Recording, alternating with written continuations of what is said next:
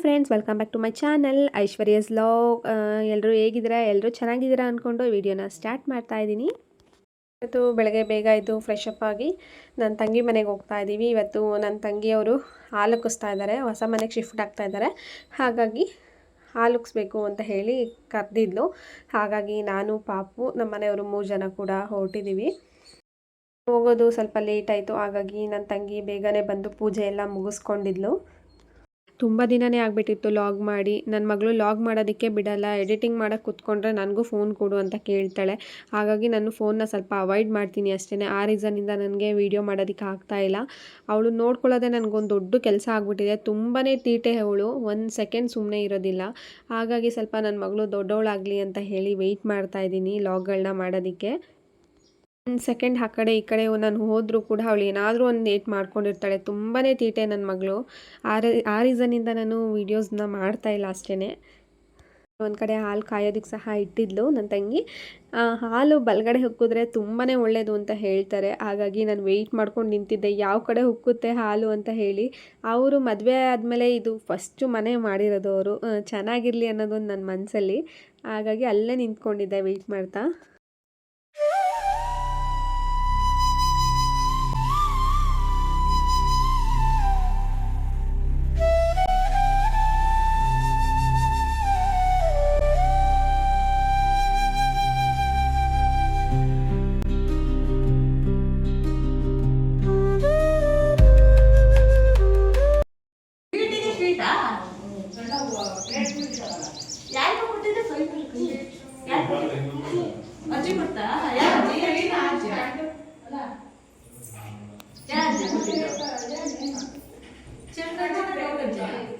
ಅಮ್ಮು ಅಜ್ಜಿ, ಚಿಕ್ಕಿ ಅಜ್ಜಿ.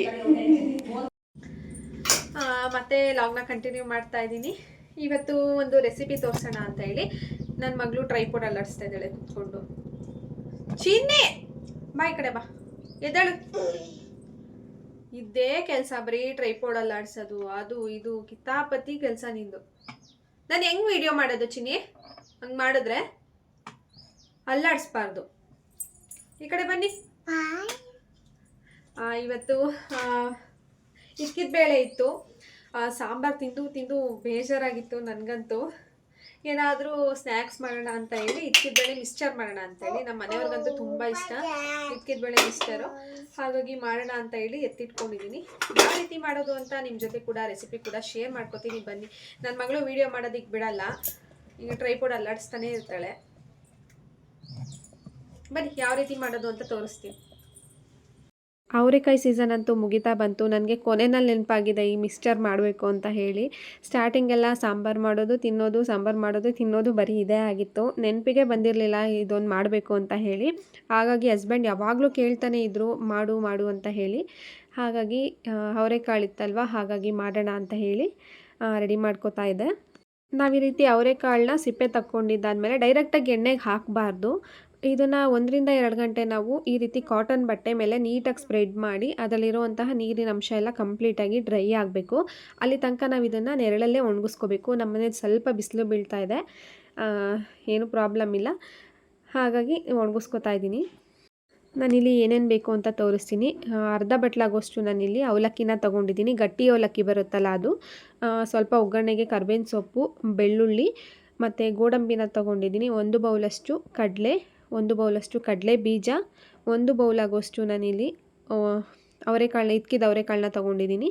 ಮತ್ತು ಕೊಬ್ಬರಿ ಮತ್ತು ಒಣಮೆಣ್ಸಿನ್ಕಾಯಿನ ತೊಗೊಂಡಿದ್ದೀನಿ.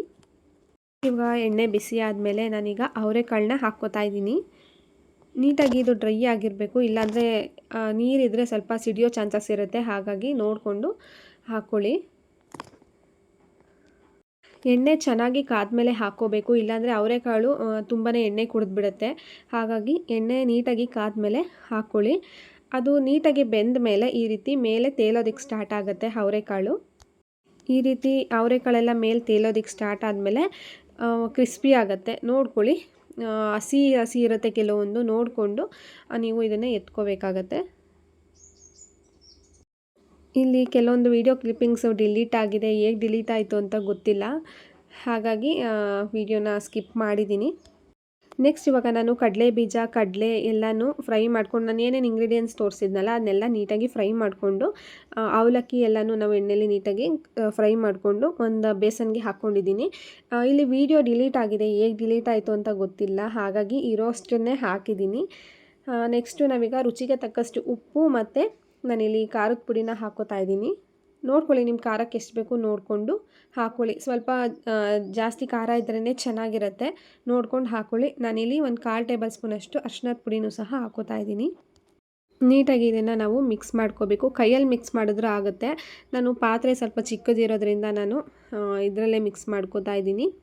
ತುಂಬಾ ಚೆನ್ನಾಗಿರುತ್ತೆ. ಮಾಮೂಲಿ ಅಂಗಡಿಲೆಲ್ಲ ತಂದು ನಾವು ತಿನ್ನೋದಕ್ಕಿಂತ ಈ ರೀತಿ ಮನೆಯಲ್ಲಿ ಮಾಡ್ಕೊಂಡು ತಿಂದರೆ ತುಂಬ ಟೇಸ್ಟಿಯಾಗೂ ಇರುತ್ತೆ, ಹಾಗೆ ಹೆಲ್ತಿಯಾಗೂ ಇರುತ್ತೆ. ನೀವು ಕೂಡ ಒಮ್ಮೆ ಟ್ರೈ ಮಾಡಿ ನೋಡಿ. ಇಲ್ಲಿ ಅವರೆಕಾಳು ಮಿಕ್ಸ್ಚರ್ ಕೂಡ ರೆಡಿಯಾಗೋಯ್ತು. ನಾನಿಲ್ಲಿ ಸ್ವಲ್ಪ ಖಾರ ಕಮ್ಮಿನೇ ಹಾಕ್ಕೊಂಡಿದ್ದೀನಿ, ಯಾಕೆಂದರೆ ಪಾಪು ತಿಂತಾಳೆ ಅನ್ನೋ ಕಾರಣದಿಂದ. ಹಾಗೆ ಈವ್ನಿಂಗು ಅಮ್ಮನ ಮನೆ ಹತ್ರ ಬಂದೆ. ಅಮ್ಮನ ಮನೆ ಹತ್ರ ಬಂದ ತಕ್ಷಣವೇ ಹಾವು ಕಾಣಿಸ್ತು. ಹಾಗೆ ಒಂದು ವೀಡಿಯೋ ಮಾಡ್ಕೊಳ್ಳೋಣ ಅಂತ ಹೇಳಿ ವೀಡಿಯೋ ಮಾಡಿಕೊಂಡೆ. ಇದು ನಾಗರವಲ್ಲ, ಕೆರೆ ಹಾವು. ತುಂಬಾ ಓಡಾಡ್ತಾ ಇರುತ್ತೆ. ಅಮ್ಮನ ಮನೆ ಸೈಡು ಪಕ್ಕದಲ್ಲಿ ಖಾಲಿ ಸೈಟ್ ಇದೆ, ಹಾಗಾಗಿ ತುಂಬಾ ಓಡಾಡ್ತಿರುತ್ತೆ. ಈಗ ಬಿಸಿಲು ಕಾಲ ಅಲ್ಲ, ಹಾಗಾಗಿ ಆಚೆ ಬಂದುಬಿಟ್ಟಿರುತ್ತೆ. ನಾಗರಾವು ಕೂಡ ಅದ್ರ ಜೊತೆನೇ ಇದೆ, ಎರಡೂ ಕೂಡ ಓಡಾಡ್ತಾ ಇರುತ್ತೆ. ಯಾರೂ ಇಡಿಸೋ ಪ್ರಯತ್ನ ಅಂತೂ ಮಾಡಿಲ್ಲ, ಯಾಕೆಂದರೆ ಅದ್ರ ಪಾಡಿಗೆ ಅದಿರುತ್ತೆ. ಹಾಗಾಗಿ ನಾವೇನು ಅದ್ರ ತಂಟೆಗೆ ಹೋಗಿಲ್ಲ, ಅದ್ರ ಪಾಡಿಗೆ ಅದು ಓಡಾಡ್ಕೊಂಡಿರುತ್ತೆ. ಹಾಗೆ ಅಮ್ಮ ಮಿನಿ ಗಾರ್ಡನ್ ಕೂಡ ಮಾಡ್ಕೊಂಡಿದ್ದಾರೆ. ಸ್ವಲ್ಪ ಕೊತ್ತಂಬರಿ ಸೊಪ್ಪು, ಮೆಂತ್ಯ ಸೊಪ್ಪು ಎಲ್ಲ ಹಾಕ್ಕೊಂಡಿದ್ದಾರೆ. ತುಂಬಾ ಖುಷಿಯಾಗುತ್ತೆ ಅಮ್ಮನ ಮನೆ ಟೆರಾಸ್ ನೋಡಬೇಕು ಅಂತಂದರೆ. ಫುಲ್ಲು ಅಮ್ಮ ಪಾಟ್ಗಳನ್ನ ಇಟ್ಕೊಂಡು ಈ ರೀತಿ ಗಿಡಗಳನ್ನ ಹಾಕ್ಕೊಂಡಿದ್ದಾರೆ. ನೋಡಿ ಎಷ್ಟು ಗ್ರೀನಾಗಿ ಬಂದಿದೆ ಕೊತ್ತಂಬರಿ ಸೊಪ್ಪು. ಹಾಗೆ ಸ್ವಲ್ಪ ಏನೇನೋ ಮೆಂತ್ಯ ಸೊಪ್ಪು ಏನೇನೋ ಹಾಕ್ಕೊಂಡಿದ್ದಾರೆ. ಈಗೂ ಕೂಡ ಏನೋ ಹಾಕಿದ್ದಾರೆ ಟಬ್ಬಲ್ಲಿ, ಮೆಂತ್ಯ ಸೊಪ್ಪು ಅಂದ್ಕೊತೀನಿ. ತುಂಬಾ ಯೂಸ್ ಆಗುತ್ತೆ ಮನೆಗೆ. ಏನಾದರೂ ಬೇಕು ಅಂದರೆ ತಕ್ಷಣ ಕಿತ್ಕೊಂಡು ಯೂಸ್ ಮಾಡ್ಕೋಬೋದು. ಅಮ್ಮನ ಮನೆಗೆ ಬಂದ ತಕ್ಷಣ ಅಮ್ಮ ಪಪ್ಪಾಯ ಕೂಡ ಕಟ್ ಮಾಡಿಕೊಟ್ರು. ಈ ರೀತಿ ಪಪ್ಪಾಯಕ್ಕೆ ಸಕ್ಕರೆ ಹಾಕ್ಕೊಂಡು ತಿನ್ನೋದಂದರೆ ತುಂಬಾ ಇಷ್ಟ. ಯಾರೆಲ್ಲ ಈ ರೀತಿ ಟ್ರೈ ಮಾಡಿದ್ದೀರಾ ಕಮೆಂಟ್ ಮಾಡಿ. ಹಾಗೆ ನೀವು ಕೂಡ ಒಮ್ಮೆ ಟ್ರೈ ಮಾಡಿ, ತುಂಬ ಚೆನ್ನಾಗಿರುತ್ತೆ. ಹಾಗೆ ನೈಟ್ ಎಲ್ಲರಿಗೂ ಆಚೆ ಡಿನ್ನರ್ಗೆ ಹೋಗೋಣ ಅಂತ ಹೇಳಿ ಪ್ಲ್ಯಾನ್ ಮಾಡಿಕೊಂಡು ಆಚೆ ಬಂದ್ವಿ. ತುಂಬ ಟಯರ್ಡ್ ಆಗಿತ್ತಲ್ಲ ಬೆಳಗ್ಗೆಯಿಂದ ಎಲ್ರಿಗೂ, ಹಾಗಾಗಿ ಆಚೆ ಹೋಗೋಣ ಅಂತ ಹೇಳ್ಕೊಂಡು ಪ್ಲ್ಯಾನ್ ಮಾಡಿಕೊಂಡು ಹಸ್ಬೆಂಡ್ ಕರ್ಕೊಂಡು ಬಂದರು. ಯಾಕೆಂದರೆ ನನ್ನ ಮೈದನಂದು ಹಿಂದಿನ ದಿನ ಬರ್ತಡೇ ಇತ್ತು, ಅವ್ರೇನು ಟ್ರೀಟ್ ಕೊಟ್ಟಿರಲಿಲ್ಲ, ಕೇಳಿದ್ವಿ. ಹಾಗಾಗಿ ಊಟಕ್ಕೆ ಹೋಗೋಣ ಅಂತ ಹೇಳಿ ಊಟಕ್ಕೆ ಕರ್ಕೊಂಡು ಬಂದರು. ಎಲ್ಲರೂ ಪ್ಲ್ಯಾನ್ ಮಾಡಿಕೊಂಡೇ ಬಂದಿದ್ದು. ಅವ್ರ ಫೋನ್ ಬ್ಯುಸಿ ಬರ್ತಾಯಿದೆ ರೀ.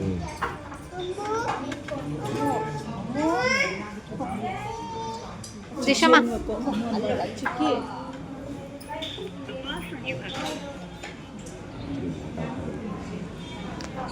ಹಲೋ. ಅಮ್ಮನ ಪಕ್ಕ ಕೂತಿದ್ರಲ್ಲ, ಅವ್ರು ಬಂದು ನನ್ನ ತಂಗಿಯವರ ಅತ್ತೆ.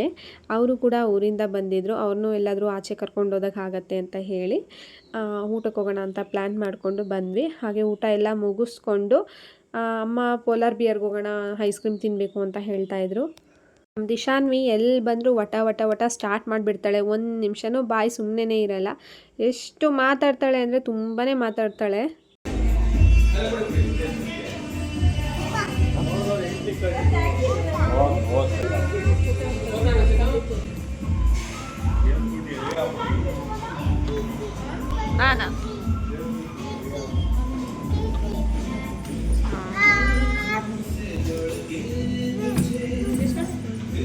ತುಂಬಾ ಕುತ್ಕೊಂಡು ಏನೇನೋ ಮಾತಾಡ್ತಾ ಇದ್ಲು.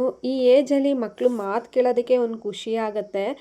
ಎಲ್ಲರ ಹತ್ರನೂ ಏನೇನೋ ಕ್ವಶನ್ಗಳು ಕೇಳಿಕೊಂಡು ಇದೇನು ಅದೇನು ಅಂತ ಎಲ್ಲರ ಹತ್ರನೂ ಮಾತಾಡ್ತಾಯಿದ್ಲು. ಈ ರೀತಿ ಫ್ಯಾಮಿಲಿ ಸೇರಿಬಿಟ್ರಂತ ಅವಳಿಗೆ ತುಂಬಾ ಖುಷಿ.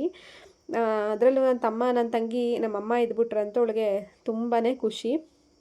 ಅವಳು ಮಾತಾಡೋದೆಲ್ಲ ವೀಡಿಯೋನ ಮಾಡ್ಕೊಂಡಿದ್ದೆ, ಬಟ್ ಬ್ಯಾಕ್ಗ್ರೌಂಡಲ್ಲಿ ಮ್ಯೂಸಿಕ್ ಹಾಕ್ಬಿಟ್ಟಿದ್ರಿಂದ ಕಾಪಿರೈಟ್ಸ್ ಬರುತ್ತೆ ಅಂತ ಹೇಳಿ ನಾನೇ ವಾಯ್ಸ್ ಓವರ್ನ ಕೊಡ್ತಾಯಿದ್ದೀನಿ. ಹಾಗೆ ಈ ವಿಡಿಯೋ ಕೂಡ ಇಲ್ಲಿಗೆ ಎಂಡ್ ಮಾಡ್ತಾ ಇದ್ದೀನಿ. ಯಾರಿಗೆಲ್ಲ ವಿಡಿಯೋ ಇಷ್ಟ ಆಯಿತೋ ಒಂದು ಲೈಕ್ ಮಾಡಿ. ಹಾಗೆ ನನ್ನ ಚಾನಲ್ನ ಇನ್ನೂ ಯಾರೆಲ್ಲ ಸಬ್ಸ್ಕ್ರೈಬ್ ಮಾಡ್ಕೊಂಡಿಲ್ಲ, ಪ್ಲೀಸ್ ನನ್ನ ಚಾನಲ್ನ ಸಬ್ಸ್ಕ್ರೈಬ್ ಮಾಡಿಕೊಂಡು ನನ್ನ ಚಾನಲ್ಗೂ ಸಪೋರ್ಟ್ ಮಾಡಿ. ಇನ್ನು ಮುಂದೆ ರೆಗ್ಯುಲರಾಗಿ ವಿಡಿಯೋಸ್ನ ಹಾಕಬೇಕು ಅಂತ ಅಂದ್ಕೊಂಡಿದ್ದೀನಿ. ಪ್ಲೀಸ್ ನನ್ನ ಚಾನಲ್ಗೆ ಸಪೋರ್ಟ್ ಮಾಡಿ. ನಾನು ಸಿಗ್ತೀನಿ ನೆಕ್ಸ್ಟ್ ವಿಡಿಯೋದಲ್ಲಿ. ಟೇಕ್ ಕೇರ್, ಬಾಯ್.